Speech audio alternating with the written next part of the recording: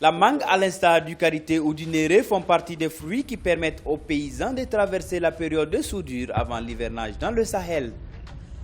Traditionnellement, la mangue ne demande pas beaucoup d'entretien pour produire les fruits. La production nationale en 2015 est estimée à 60 000 tonnes, dont plus de la moitié destinée à l'export.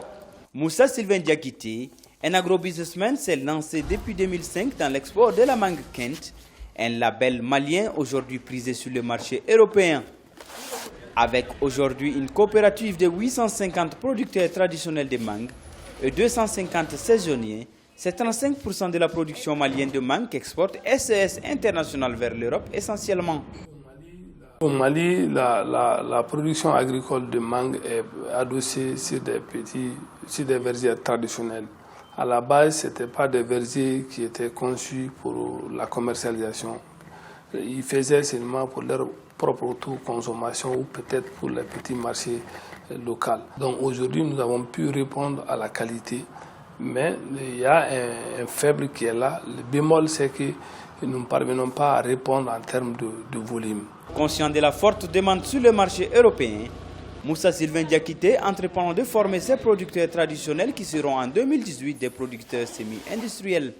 Avec l'acquisition de 200 hectares pour la production de mangue bio irriguée par le système de goutte à goutte, la société SES International compte passer de 3 833 tonnes de mangue exportées vers l'Europe en 2017 à 11 000 tonnes en 2019.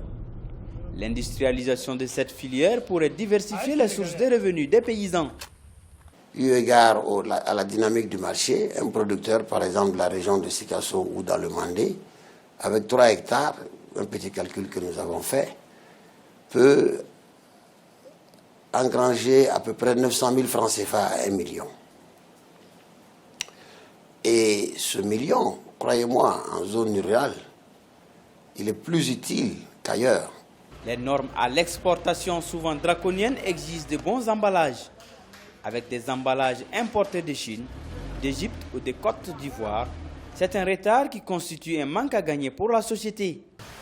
Elle a entrepris la construction d'une usine d'emballage sur place qui servira à l'exportation des mangues, mais aussi d'autres produits au Mali.